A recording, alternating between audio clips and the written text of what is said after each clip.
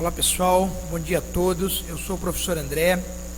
Nós vamos dar início hoje à nossa aula de Geografia do terceiro ano, aulinha bem relevante, com temas bem atuais que a gente precisa conversar. Então vamos fazer esse bate-papo. Eu vou seguir aqui a minha apostila, que é a mesma que vocês já têm, algumas partes em destaques, que é aquilo que eu vou ressaltar na minha explicação. E aí, claro, se você quiser também destacar aí no seu material, fique à vontade, tá bom? Pessoal, a nossa aula de geografia no terceiro ano, ela trata mais de temas relevantes à sociedade em que a gente vive, né? Diferente daquela geografia mais antiga que nós costumávamos trabalhar no passado, a nossa geografia atual, ela trata mais de temas geopolíticos, né? Que trabalha com questões sociais, meio ambientes, mudança de atitude de um modo geral. E é sobre isso que eu quero falar com vocês nesse momento, tá? Nós vamos trabalhar com um tema chamado sociedade e meio ambiente, tá? O que isso quer dizer? Vamos lá então, pessoal. Para a gente poder entender um pouquinho o que a sociedade e o meio ambiente têm em comum, a gente precisa entender primeiramente o que é uma área urbana. Por que uma área urbana tem importância nessa nossa discussão? Porque é exatamente a área urbana, essa que nós estamos acostumados a vivenciar no nosso dia a dia, que interfere diretamente na condição do meio ambiente, tá? Então, como eu destaquei aqui no texto, vocês podem acompanhar comigo, a área urbana, em todo o mundo, elas são consideradas locais privilegiados. Em que quesito? Quesito de geração de empregos, oportunidades, ou seja, melhoria de vida em uma determinada situação.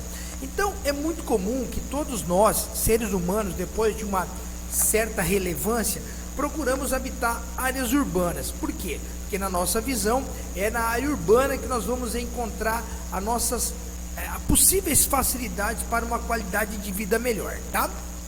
Então, a área urbana torna isso possível dentro de uma realidade, tá bom? Então, olha que interessante, pessoal. A partir do momento que as áreas urbanas começaram a ser habitadas, uma parcela significativa da população mundial começou a ter acesso a níveis de consumo, tá? Riqueza, melhoria de vida e uma aquisição material de bens, uma aquisição material de capitais de bens materiais, ou seja, eu venho para a área urbana, melhoro a minha condição de vida e, consequentemente, com isso, adquiro bens materiais, riquezas. E quem é que produz essas riquezas? Quem é que produz esses bens materiais?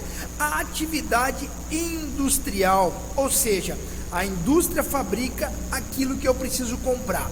Ou seja, eu trabalho, eu adquiro capital, eu transfiro esse capital para produtos fabricados por uma indústria. Ou seja, eu compro aquilo que eu necessito. E para que as minhas necessidades materiais sejam supridas, é necessário que exista uma indústria por trás disso trabalhando. E é exatamente agora que a gente vai comparar ou ver o que acontece com o meio ambiente devido a isso que eu acabei de falar, tá? Pessoal, a atividade industrial é a principal responsável pelos problemas globais que o meio ambiente enfrenta, tá? Por quê, André? Olha, pessoal, porque a atividade industrial, no objetivo de suprir as minhas necessidades, faz com que busque matéria-prima no meio ambiente, transforme essa matéria-prima em bens materiais e, consequentemente, durante a produção desses bens, transforme o globo, de um modo geral, em uma grande quantidade de poluição, tá, pessoal? Então, olha que interessante. Esses problemas globais, eles são tão intensos, tá, que se tornaram um problema de nível internacional, tá, pessoal? Ultrapassando esferas nacionais. O que isso faz, então? Que vários países atualmente discutam como resolver esses problemas ambientais. O problema é que eles discutem e não chegam a lugar nenhum, porque eu sei a solução e você também sabe a solução. O único meio de impedir problemas ambientais de maior gravidade é diminuir a produção industrial. Só que isso não vai acontecer, pessoal, porque eu preciso da produção industrial, você precisa e a indústria precisa sobreviver. Tudo isso gera capital, gera dinheiro, gera lucro, às custas dos problemas ambientais, à custa do meio ambiente.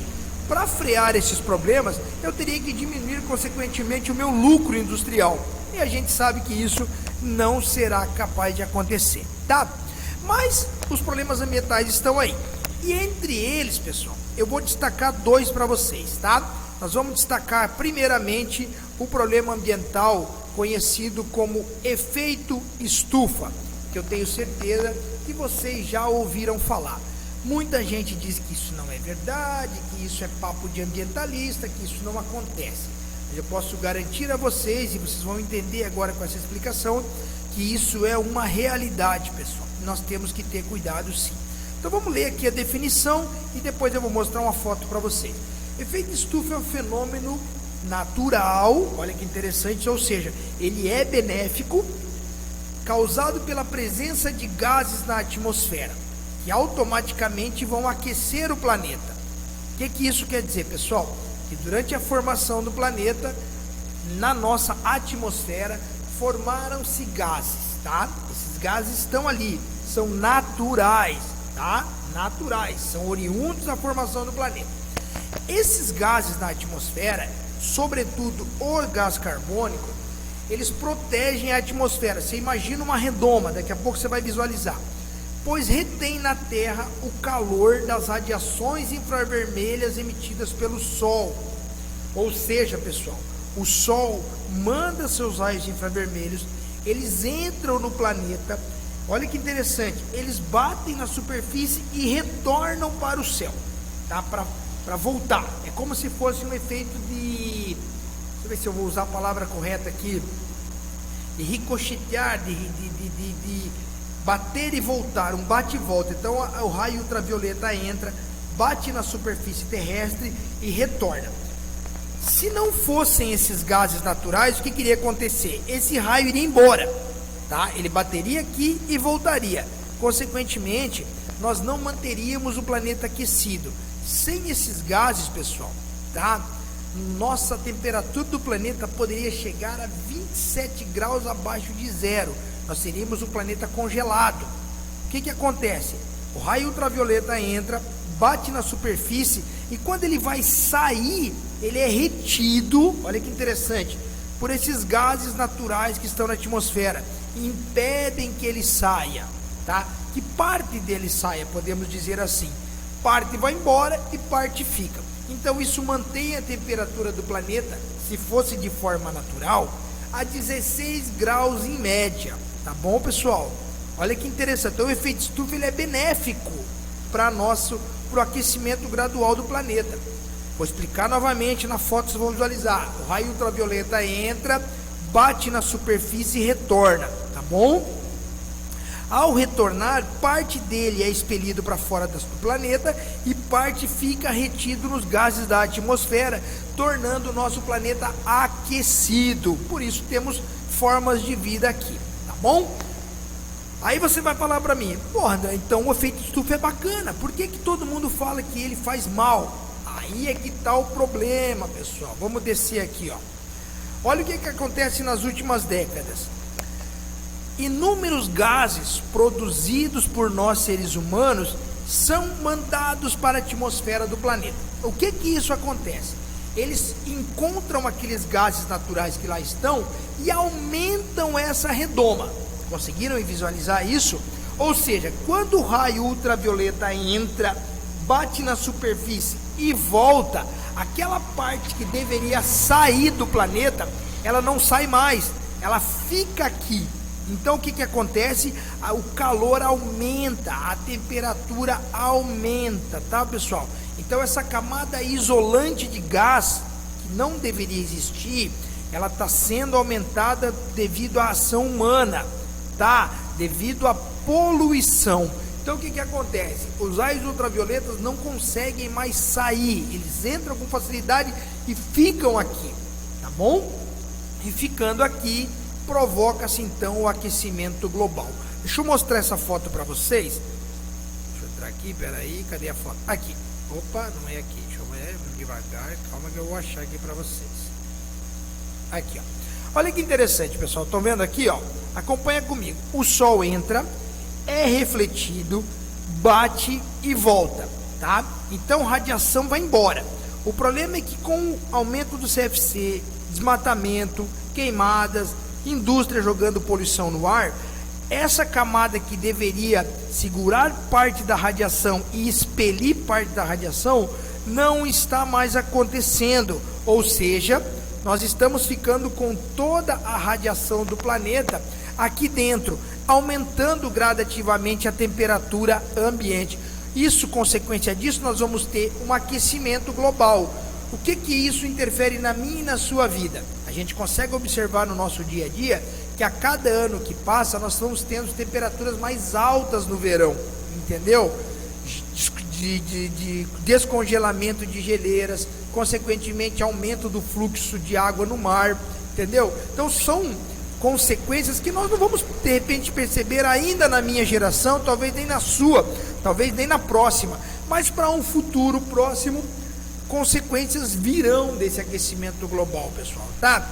Já estamos sentindo alguma coisa, intensidade de maremotos, intensidade de tsunamis, uma série de coisas que são provocadas sim por esse desordenamento da ordem natural do planeta, tá? Então, fica claro isso aí. O efeito estufa seria benéfico a partir do momento que nós não tivéssemos poluição. Mas como infelizmente nós temos poluição, esse efeito estufa está sendo maléfico para a nossa sociedade, tá? Seguindo ainda nessa linha, pessoal, tá? Nós vamos encontrar a camada de ozônio. Olha que interessante, pessoal. Outra coisa que deveria ser muito boa para nós, tá? Porque, pessoal, olha que interessante. Primeiro vamos pegar a definição aqui. Camada de ozônio está situada de 20 a 35 quilômetros acima da atmosfera, tá? Ela fora do planeta, beleza? Ela fica ali no local chamado estratosfera, que é a primeira camada da Terra ainda fora da atmosfera. Antes de entrar na nossa atmosfera, nós temos a estratosfera. E ali tem uma redoma de gás, né, ali, gasosa, que chama-se efeito estufa. Que chama-se camada de ozônio. O que a camada de ozônio é importante para mim, André, e para vocês, meus queridos alunos? Olha que interessante, pessoal. Quando eu vou à praia, eu tenho um determinado horário para pegar sol, vocês já devem estar craques em saber isso, né? O que acontece, pessoal? Raios ultravioletas são mandados de forma intensa pelo sol. O sol, pessoal, transmite calor em forma de radiação.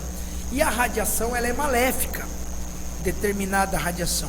A radiação do sol é uma radiação gama, a mais prejudicial para a pele, para a saúde.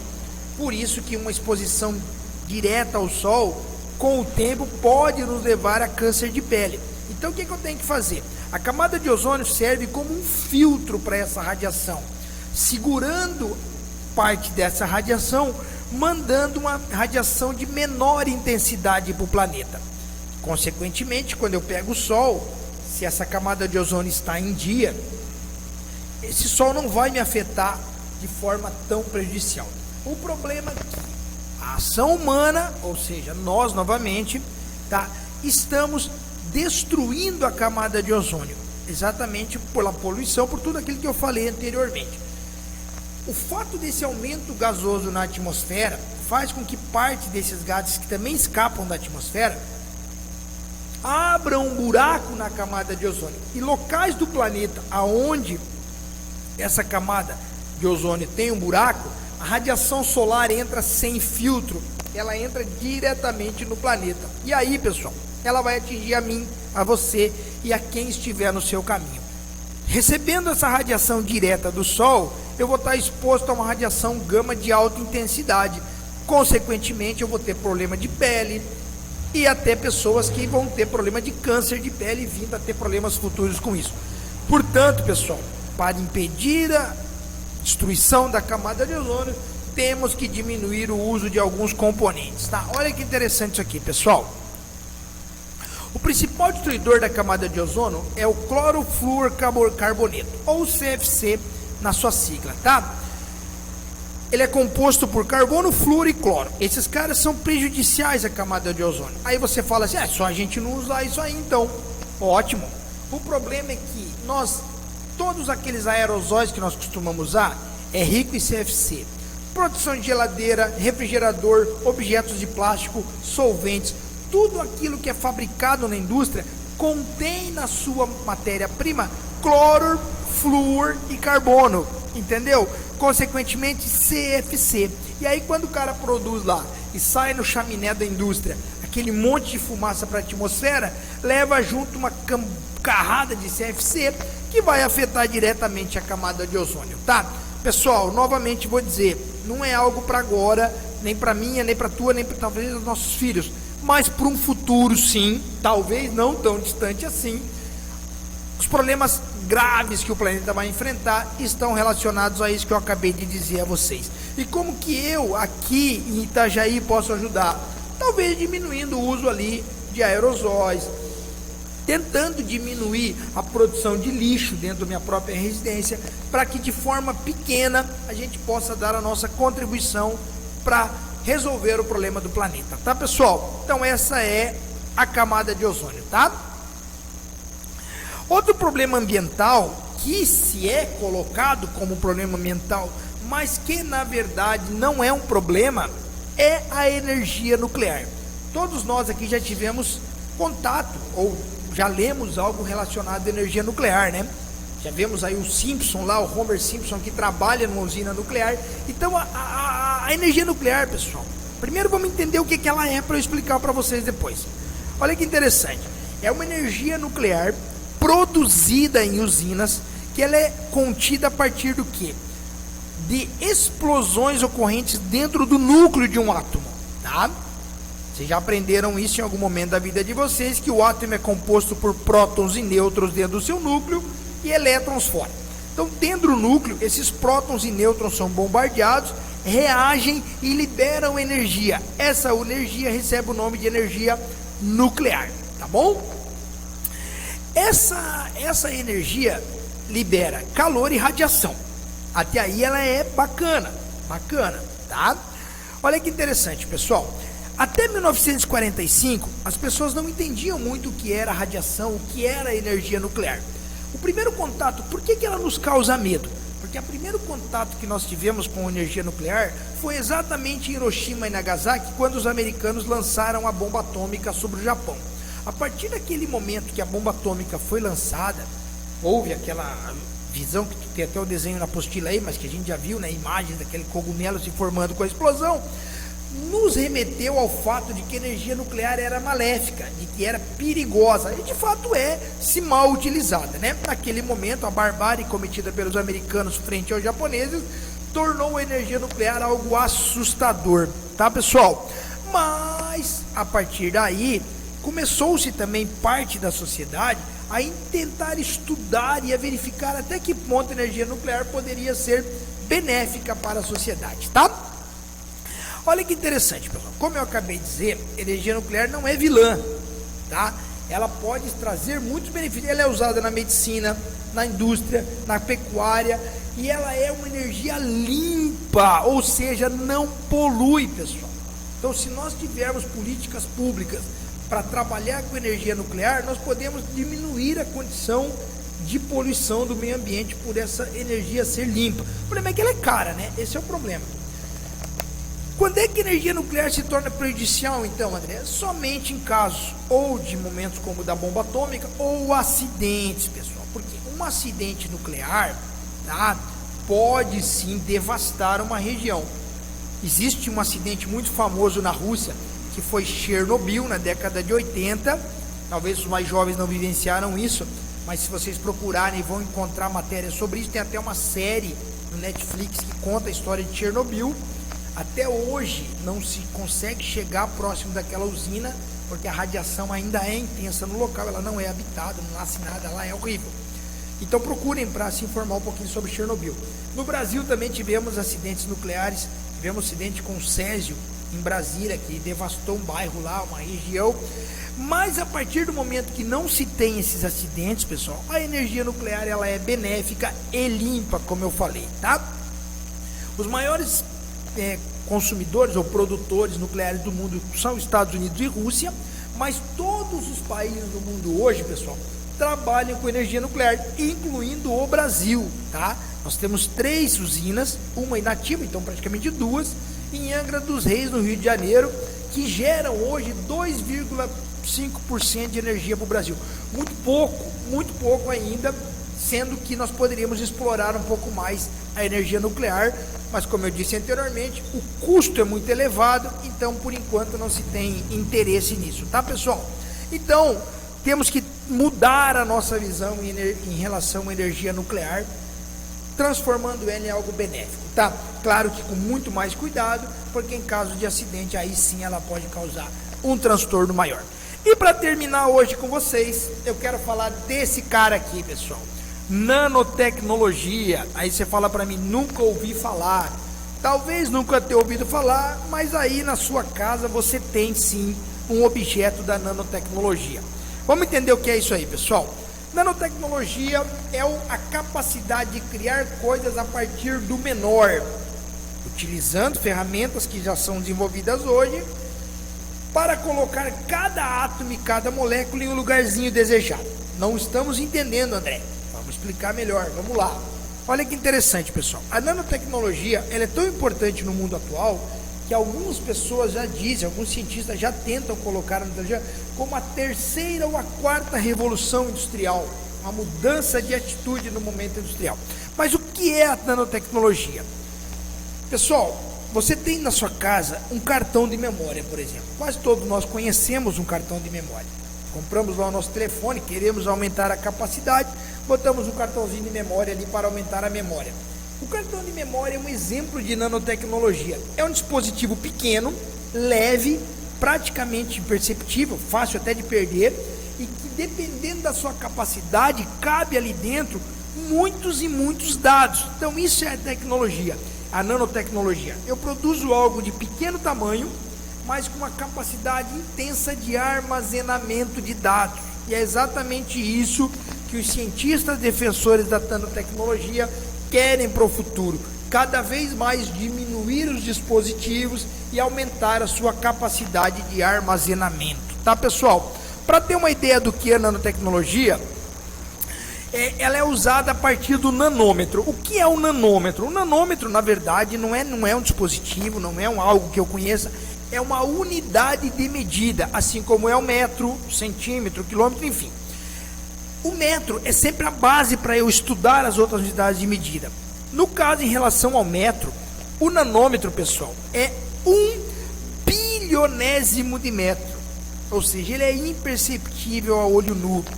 Aí na apostila de vocês tem um desenho aí, ó. Dá uma olhada aqui, ó. Do meu lado aqui direito, eu tenho 1 metro e eu vou diminuindo o tamanho para você poder entender o que é o nanômetro. Um nanômetro é menor que um átomo, pessoal. Então eu não consigo enxergá-lo a olho nu, tá? Então, quando eu uso a tecnologia, a nanotecnologia, eu utilizo partículas menores que podem chegar ao tamanho de 1 nanômetro, com uma capacidade de armazenamento de vários dados. Claro que ainda não chegamos ao momento de pegar algo do tamanho de 1 nanômetro e criar para capacitação de dados, mas já estamos diariamente observando no nosso dia a dia dispositivos menores com capacidade de armazenamento, tá bom, pessoal? Então olha que interessante, a nanotecnologia é um nome que surge em 1974 no Japão, tá? Mas somente no ano 2000 é que ela começou a ser desenvolvida em laboratório. Então, ou seja, ela é muito nova, mais ou menos em torno de 21 anos, né? Numa conta rápida. Ou seja, nesses 21 anos é visível a mudança de postura dessas tecnologias do maior para o menor, né? Se vocês buscarem lá na década de 70, o primeiro computador tinha 3 andares, pessoal, em um prédio. A CPU tinha 3 andares em um prédio. Hoje eu estou falando aqui de um notebook com vocês. Muitos de vocês talvez nem usem mais, já está ficando obsoleto. Temos aqui hoje os nossos telefones, né? E talvez ainda vamos diminuir esses dispositivos para que ficamos menos reféns desses tamanhos de produtos, mas ainda assim reféns sim da tecnologia. Tá bom, pessoal?